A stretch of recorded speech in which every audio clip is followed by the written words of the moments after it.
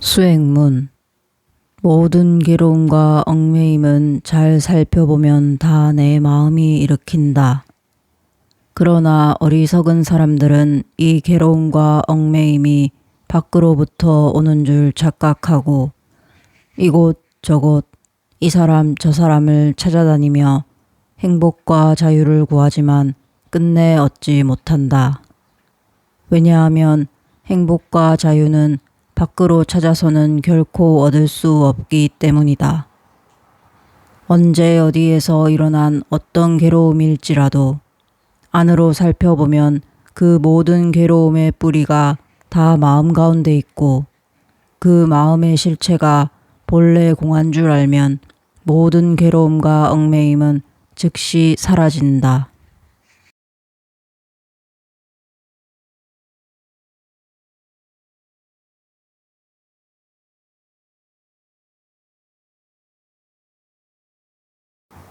(108배) 수행 15일째. 남의 인생에 간섭하지 마라. 어려운 사람을 돕는 것은 좋은 일입니다. 그러나 상대를 내 기분이나 판단으로 베푸는 것이 아니라 상대가 필요로 할 때 도와주는 것이 좋습니다. 우리가 남을 도울 수 있다거나 내가 남을 가르칠 수 있다고 여기는 것은 굉장히 위험한 생각입니다. 자칫 자기 과시나 욕심으로 하기 쉽기 때문이에요. 내가 어떤 말을 해줘야 저 사람에게 위로가 될까 하는 마음도 잘 살펴보면 내 욕심입니다. 따라서 남을 돕고자 할 때는 먼저 상대의 이야기를 들어주고 내 경험이 있으면 그것을 들려주는 가벼운 마음이 좋습니다. 남의 인생에 간섭하는 것을 조금 줄이고 각자 자기 나름대로 살도록 놓아주세요. 도움이 필요 없다는데도 가서 도와주겠다고 하지 말고 도와달라고 요청하면 그때 능력껏 도와주세요. 그때 비로소 남에게도 도움이 되고 내 인생도 한가해집니다. 법륜 스님의 기도 내려놓기. 간절한 마음이 안 될 때 경건한 마음으로 나를 돌아보기. 바른 길을 따라 조금씩 한순간 그리고 또 한순간 현자는 이렇게 자기의 번뇌를 제거하나니 마치 금세공사가 금속의 찌꺼기를 제거하듯이. 구하고 바라는 기도가 아닌 진실한 기도는 어떤 것인지요? 그리고 기도를 하다 보면 온갖 잡생각 때문에 집중이 되지 않습니다. 어떻게 기도해야 간절한 마음이 우러나는지요? 어떨 때 간절한 마음이 우러나올까요? 막다른 골목에 다다라 답답할 때 저절로 간절한 마음이 우러나옵니다.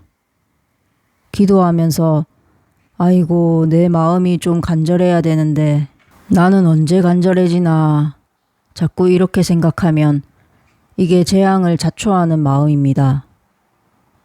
그런 생각을 자꾸 하면 재앙이 생깁니다. 그 마음을 성취시켜 주려면 재앙이 생겨야 되는 거잖아요. 몸에 암이 생기든지 가족에게 무슨 문제가 생기든지 집안에 우환이 생기면 사람이 다급해지고 다급해지면 당연히 간절해집니다. 그러니까 이런 어리석은 생각은 하지 않는 게 좋습니다. 간절한 마음이 없다는 건 큰 고통이 없다는 말입니다. 그러니 지금 내 상태가 행복한 줄 알면 됩니다. 자꾸 종교를 간절히 믿어야 좋고 많이 믿어야 좋고 뭐 해야 좋고 이런 말에 현혹되지 마세요. 왜 하나밖에 없는 내 인생을 남의 말에 현혹되어 살려고 합니까? 현재 부부관계가 안 좋다, 자식과 관계가 안 좋다, 인생살이에 여러 가지 번뇌가 있다 할 때 먼저 자기 깜냥으로 스스로 해결해 보아야 합니다. 그렇게 노력해 봤는데도 안 되면 그 다음에 부처님 법에 귀의해서 해보는 겁니다. 법에 귀의해서 법의 가르침대로 따라 해보면 진짜 기적같이 내 문제가 해결될 수가 있습니다. 그래서 법에 귀의하라는 것입니다. 그런데 그냥 기도하면 좋다 이런 생각으로 무조건 기도하면 안 됩니다. 교회 가면 좋다는 소리 듣고 교회 다니고 어디 절에 가서 절하면 좋다니까 그냥 절하는 식으로는 안 됩니다. 법의 원리를 알아야 합니다. 자식이 내 말을 안 듣는다면 자식의 그런 저항감이 내가 남편에게 가진 저항감의 씨앗에서 비롯되었다는 사실을 알아야 해요. 이걸 알아야 내가 남편한테 참회 기도를 해야 한다는 것을 깨닫게 되지요. 그럴 때 비로소 아이 문제를 해결하려면 내가 열심히 참회해야 되겠구나 하고 간절한 마음이 저절로 생기는 겁니다. 이때 간절한 마음이라는 건 뭘까요? 어떤 일보다도 기도를 우선순위에 두는 것입니다. 기도를 새벽 5시에 하기로 했다면 천하에 어떤 일이 생겨도 그 시간에는 기도를 해야 합니다. 그리고 무슨 일이 있더라도 기도문을 지켜야 합니다. 기도문이 남편한테 숙이겠습니다 라면 이것을 지키기 위해 남편의 어떤 말과 행동에도 시비하는 마음을 내지 않아야 합니다. 이 기도문을 우선순위에 두기 때문에 남편이 바람을 피웠니, 노름을 했니, 늦게 들어왔느니 하는 것은 부차적인 문제가 되어버리는 겁니다. 이렇게 딱 마음을 내서 밀어붙여야 내 문제가 단박에 해결될 수 있습니다. 그런데 대부분이 그렇게 기도하지 않기 때문에 절에 5년 다니든 10년 다니든 인생에 변화가 없습니다. 이렇게 분명한 태도가 있어야 인생에 변화가 옵니다. 얼렁뚱땅 대충 해서는 안 됩니다.